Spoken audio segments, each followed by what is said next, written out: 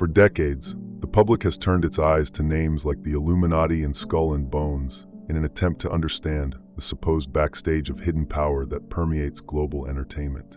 Hollywood, with its red carpets, shining awards, and global influence, has always been pointed out as one of the main stages where these forces operate far from the view of the average spectator. But in recent years, a series of discrete incidents, sudden narrative changes, and the rise of unexpected voices has begun to draw a new outline, something that doesn't fit the old conspiratorial molds already explored to exhaustion. There are records of new symbols in popular productions, abrupt script changes with no public explanation, silent firings of influential names, and even private meetings in unconventional places. All of this feeds a new theory: a distinct, recent, silent, but extremely organized brotherhood may be operating behind the scenes of Hollywood. Could this be the beginning of a new order threatening the old masters of the global narrative? Welcome to another night where mysteries never sleep. I'm Midnight, and this is 7 Nights. Before we begin, I'd like to ask for your help. Like the video, leave a comment, and subscribe to the channel. It's just one click, but it makes a huge difference so YouTube can show these videos to more people, and so I can keep bringing you this content. I'm counting on you. Let's get into the video.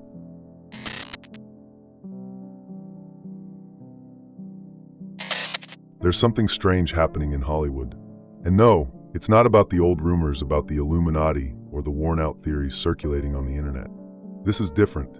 It has no cloak, no name, no famous symbol.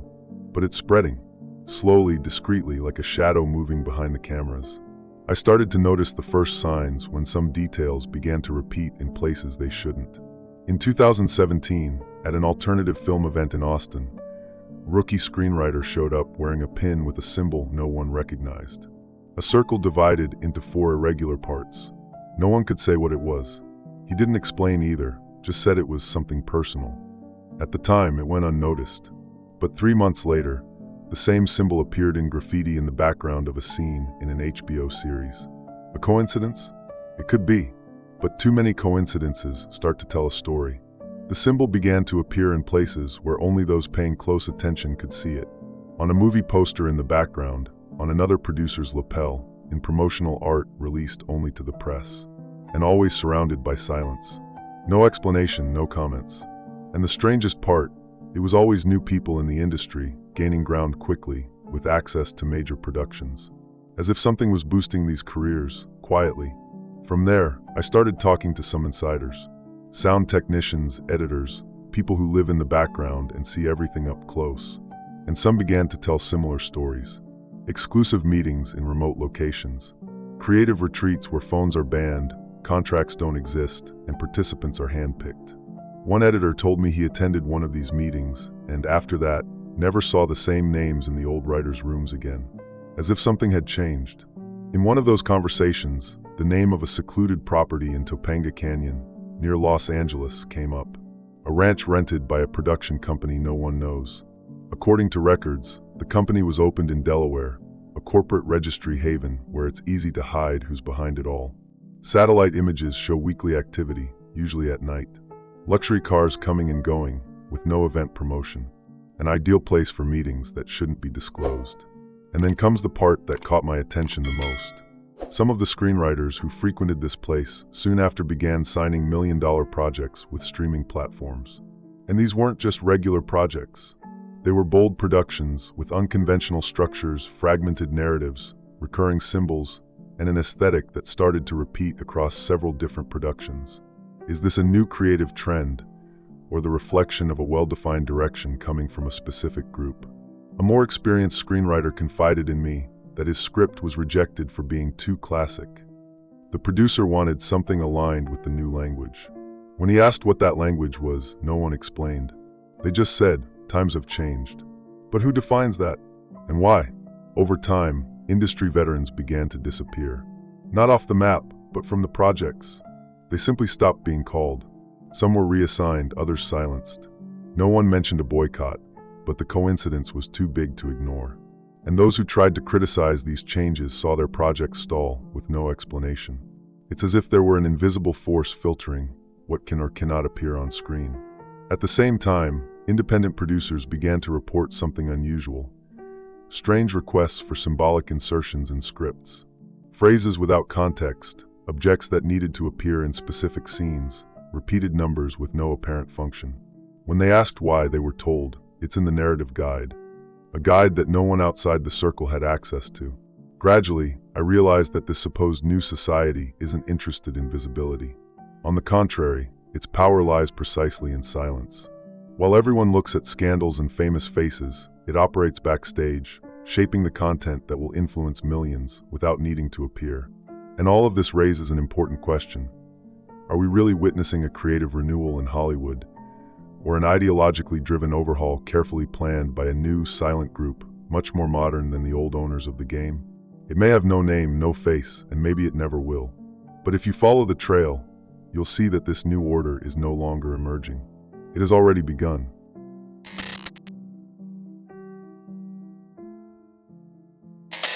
Watching a film today is no longer the same. There's a silent layer being placed behind the stories, and few can perceive it. The scenes, the dialogues, the visual constructions, everything seems normal until certain elements begin to repeat. Not between episodes, but between different series of distinct genres, from producers who, in theory, don't even know each other. And yet, they share the same type of hidden message. It's as if a new coding were being applied. Something invisible to the common eye, but present enough for those who know where to look. A kind of underground narrative disguised as aesthetic innovation. But is it just that? Or are they using entertainment for something beyond art? In many of these recent productions, the logic of the script has changed. It's no longer about telling a good story, but about provoking a sensation. And the sensation often comes from confusion, from the lack of resolution. Characters follow repetitive cycles, events go unexplained, symbols appear without any apparent purpose. But all of this has an effect. It destabilizes common understanding, creates space for multiple interpretations, and for discrete insertions. Certain numbers appear frequently, 1111, 322, 33. They show up on clocks, doors, license plates. No one mentions them, but they're there, and they're all linked to ancient occult orders or esoteric structures. Could this just be an aesthetic choice? Or is there a clear attempt to rekindle ancient symbols under a new guise? What's curious is that this aesthetic doesn't belong to a specific studio. It spreads. It's on Netflix, HBO, Apple TV+, in productions ranging from psychological horror to dramatic comedy. As if someone or some group were dictating the terms of a new visual language. And more than that, as if this language were being taught to screenwriters before they even gain visibility. Streaming platforms have made this process easier. Unlike traditional cinema, where films go through many hands before reaching the public, platforms offer centralized control. A project can be launched globally, consumed en masse, and disappear without questions. And in this accelerated pace, how many messages go unnoticed? It's not an exaggeration to think that today, scripts are treated almost like narrative algorithms.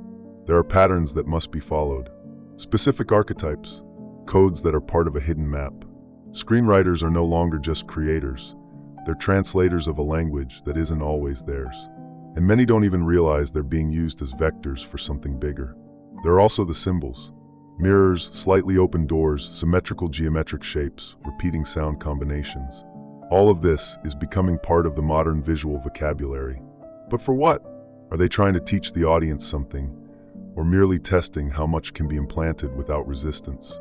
Behind the scenes, decisions go through silent filters. When a screenwriter proposes something outside this new structure, the response is always the same. It doesn't fit the new model. But what model is that? Who created it? Who enforces it?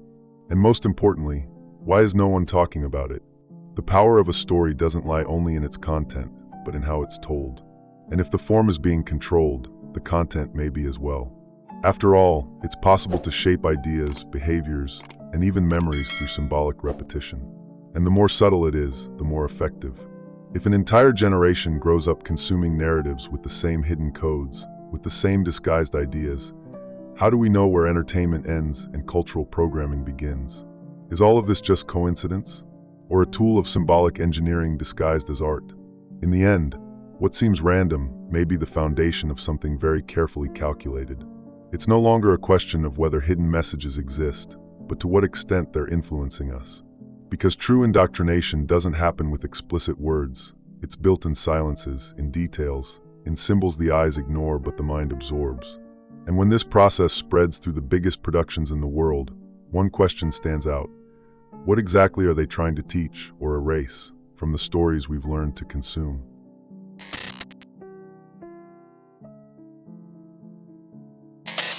For a long time, symbols like the pyramid, the all-seeing eye, the five-pointed star, and the number 666 dominated theories about secret societies.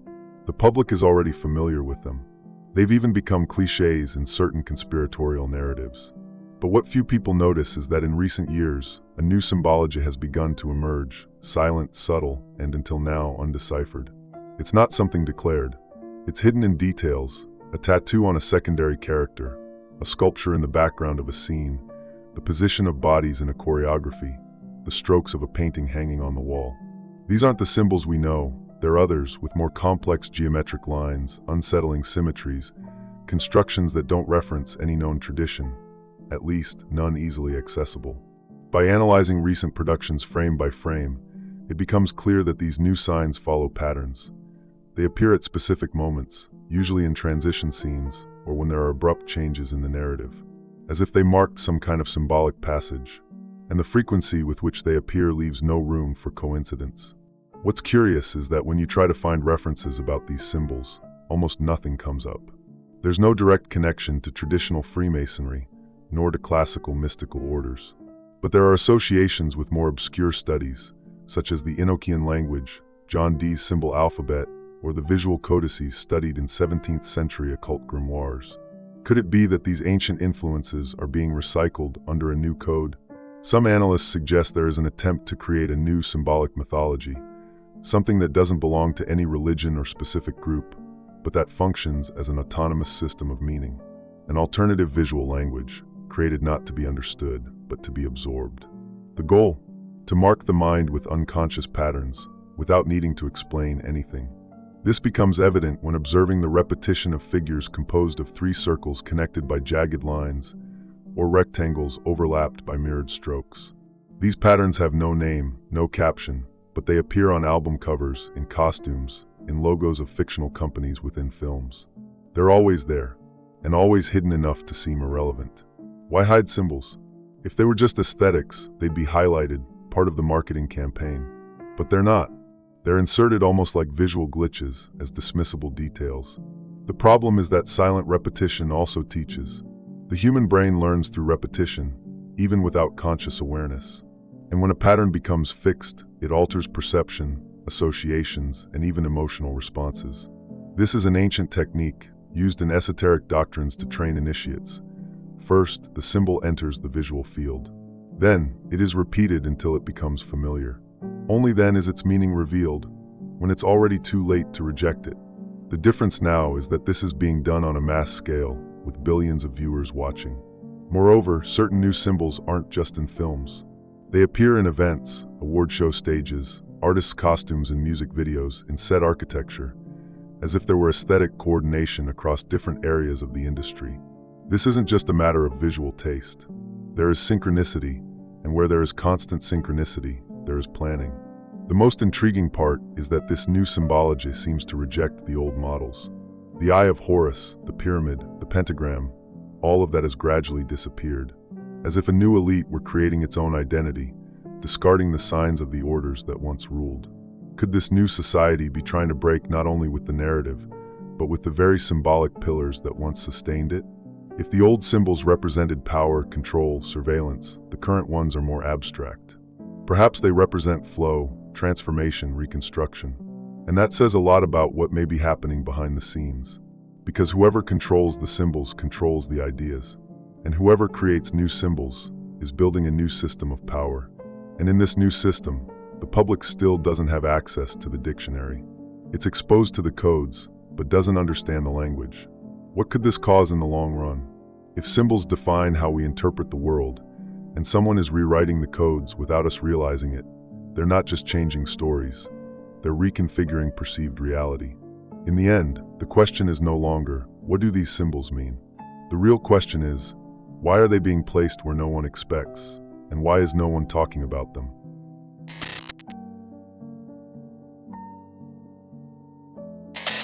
Whenever something is forming behind the scenes of power, there's always a meeting point. A place where ideas are aligned, agreements are sealed, and strategies take shape. In the case of this new silent society growing within Hollywood, these gatherings don't happen in broad daylight, nor in the traditional rooms of the industry. They follow a different pattern, more discreet, and precisely because of that, harder to trace. In recent years, consistent reports have emerged about private parties and events held in luxury hotels, especially in Los Angeles, New York, and London. In all of them, one common detail: the gatherings are exclusive, guests arrive without companions, phones are confiscated at the entrance, and no press material is allowed. The strangest part?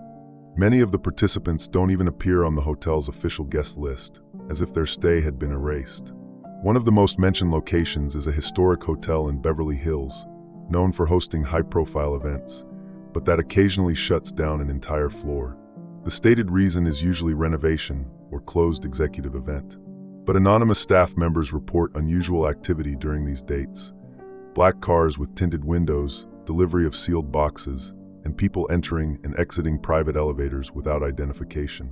Another point of concern is certain remote properties, such as ranches and private villas, rented by shell companies registered in states like Delaware, where owner identities can be legally concealed.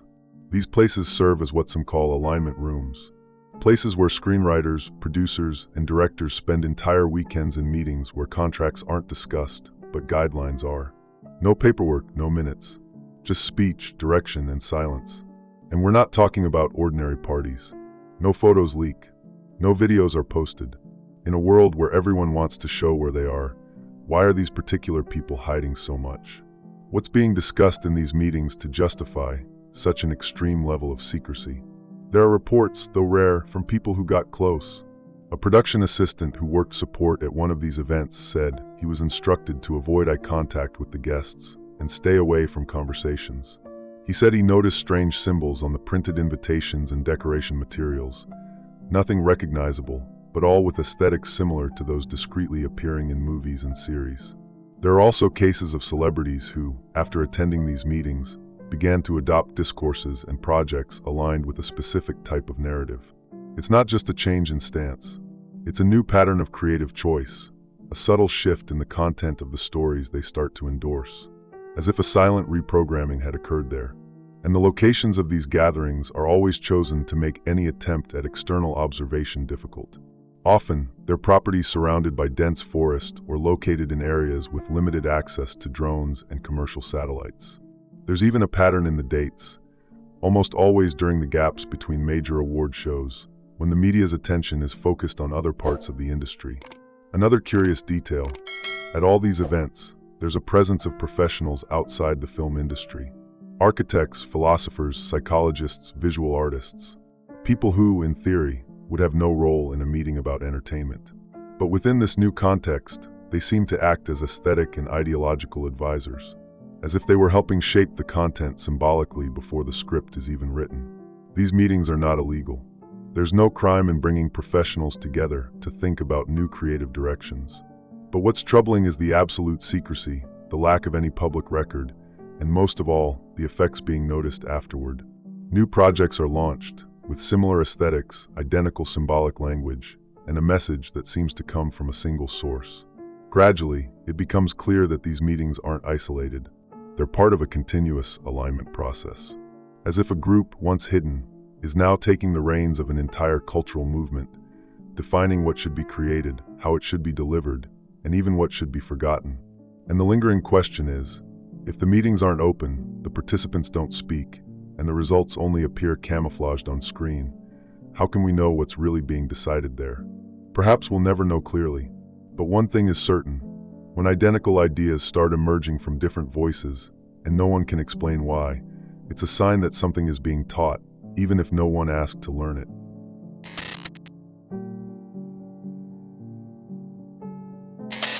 Every new power structure generates resistance. And when it comes to Hollywood, the backstage has always been dominated by tightly closed circles, with old names, political alliances, and unwritten rules.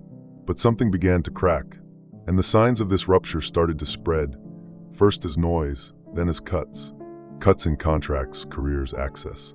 as if some kind of silent cleansing were underway. Veteran executives, who once dictated the direction of major studios, began to be retired unexpectedly, not because of age nor scandals, but due to strategic decisions with no clear justification. Many were replaced by unknown names with little experience, but perfectly aligned profiles with the new aesthetic taking over the screens. This wouldn't be strange if it had happened once or twice, but the pattern repeated across nearly every major conglomerate. Seasoned producers began to notice their ideas no longer passed through approval rooms. What was once considered a guaranteed success was now labeled outdated, disconnected, predictable. Interestingly, the newly approved projects followed the same symbolic profile already observed: fragmented structures, disguised messages, recurring symbology. It was no longer a matter of taste. It was an ideological filter. In parallel, stories of veiled sabotage began to surface. Directors who had their budgets drastically cut, scripts rejected after years of development, projects discontinued even after filming. When questioned, studios always cited restructuring. But behind the scenes, those involved knew they were being deliberately excluded. And this exclusion seemed to especially affect those who resisted the changes. Creators who refused to follow the new aesthetic model simply stopped receiving invitations. Some, even with awards and impressive box office success, disappeared from release schedules. In their place, newcomers emerged with strangely similar scripts, all reinforcing the same type of symbolic narrative. The most subtle, and perhaps most disturbing, aspect was the way this transition occurred. There were no public ruptures, no whistleblowing or protests. Everything was done in silence, with contracts that simply weren't renewed and meetings that ceased to happen. A social distancing so well executed that no one outside noticed. But the signs are there. There's a growing list of respected names that vanished from the media from one year to the next. Some tried to migrate to independent platforms, others left the industry entirely. When they talk about it, their answers are evasive. But there's always a look of frustration, as if they realized the game had changed and they weren't invited to the new round. The conflict is not declared. There are no statements, no protests. But the traces reveal a clash between generations, worldviews, and most of all, methods of narrative control. On one side, Hollywood's former gatekeepers with their established structures, iconic symbols, and power built over decades. On the other, an emerging force that doesn't identify itself, doesn't expose itself, but already occupies the decision-making seats. Some culture journalists even mention this power shift. But their articles didn't stay online for long. Allegations of terms violations, editorial guideline breaches, and external interference started to become common, as if even the critics were being pressured to adapt to the new narrative regime. This tension is also visible in the content. The language of films has changed, but in some titles, you can still sense the former creators trying to resist, to leave hidden messages, almost like warnings. Coded phrases, unexpected close-ups on set elements, musical choices that stand out from the rest. Could these be attempts to alert us? It's possible the true conflict isn't just about creative space. What's at stake may be the very definition of culture. What can be told, what must be forgotten, what needs to be reinvented. And this goes far beyond aesthetics. It's about control of ideas, collective memory, and the construction of a new global perception. When the old gatekeepers lose ground without public fight, and the new ones settle in without presenting a name or face, what remains for the public is to try to interpret the signs. And maybe that's the new game, a board where the pieces have already been moved, but the rules haven't yet been explained. And in this silent game, one thing is clear: those who understand the codes survive. Those who don't disappear.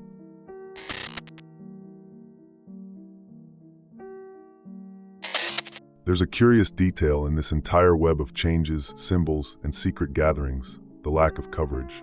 No major media outlet, no investigative journalist has dug deeper, no documentary has attempted to explore these movements. In an era of leaks, scandals, and daily exposés, why is this particular subject left untouched? The silence isn't accidental. It seems to have become part of the very operating mechanism of this new society. The less it is talked about, the more it grows. The more invisible it is, the more control it holds. And this raises an uncomfortable question. What's stopping people from investigating this topic directly?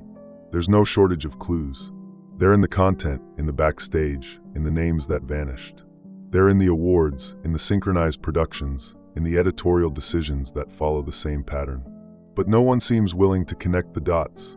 And when someone tries, the system reacts quickly. Videos disappear. Articles are taken down. Sources go silent. It's as if there's an invisible containment field around the topic. Some may say this is just conspiracy theory. But since when has pointing out patterns and questioning repetitions become grounds for censorship? Art has always thrived on reflection and risk. So why are so many creators avoiding this kind of discussion? Is it really fear or complicity? It's important to remember that many of the deepest transformations in culture happen gradually, silently, and under the guise of natural progression. By the time the impact is felt, it's already too late. The audience has been shaped, the discourse absorbed, and the new reality installed as if it had always been there. And it's precisely that apparent naturalness that makes it all the more effective. The audience consumes, engages, praises, shares without realizing they're within a narrative that didn't begin with the creators, but with those who decide what may be created. If no one is talking about this, it's because silence has become the new filter. A highly profitable silence. Content platforms also contribute to this silence. The algorithm rewards what aligns and hides what questions. Producers, creators, and journalists learn quickly. Those who challenge lose visibility. Those who follow the pattern rise. And in a system driven by exposure, that's all it takes to maintain order. More than fear, silence is strategic. It ensures that everything is perceived as a creative choice, as an aesthetic trend. No confrontation, no resistance. And when there's no resistance, there's no need for justification. Control sustains itself, fed by an audience that doesn't even know what it's absorbing. The absence of voice also turns those who try to resist into mere noise. They are few, isolated, and easily discredited. And the cycle repeats. Doubt is discredited before it becomes a question. The question is dismissed before it becomes a debate. And thus, silence prevails. This new order doesn't seem to want immediate control. It wants to slowly rewrite what the public understands as normal. And that's only possible when there's no discomfort. When everyone is too busy watching, scrolling, binging to notice that something is changing in every frame. And if no one talks about it, maybe it's because talking would reveal too much. It would mean touching something that's already gone beyond mere suspicion. Because if all of this is really happening, and the signs are clear, silence is not just omission. It's part of the plan. If all this is really happening, secret meetings, new symbols, narrative filters, silent exclusions, then what the public sees before their eyes is no longer just entertainment. It's a symbolic reconstruction of reality, crafted by hands that do not reveal themselves, but that have already decided what will be seen, felt, and repeated. This is not just a new aesthetic or a different creative generation. It is an ideological foundation hidden within art, one that grows stronger precisely because no one dares to speak about it. This story is just one piece, and one day, maybe you'll see the whole puzzle. If this made you think, subscribe, like the video. It helps the channel grow. Don't forget to share, because more voices mean more discoveries.